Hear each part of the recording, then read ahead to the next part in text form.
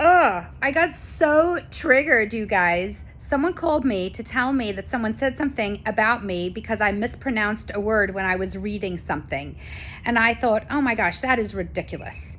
Hi, I'm Kim Zoller, and welcome to Wednesday's Wirings. So what was so ridiculous? Number one, I got triggered. Yuck.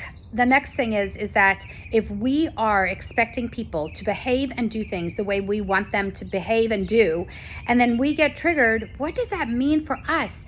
It means that to a cellular level, we are hurting ourselves. That is what happens when we get triggered. So I had to step outside, listen to some birds, and take a breath. And I want to challenge all of you to realize, what are you getting triggered about? And if you are letting things affect you down to your cellular level that people do and that they say, then ultimately you're hurting yourself. So I challenge you to take a breath, do what you need to do, say, okay, I got triggered, and now I'm going to be untriggered and accept people and know that they're doing the best that they can with what they have in that moment. Have the best day.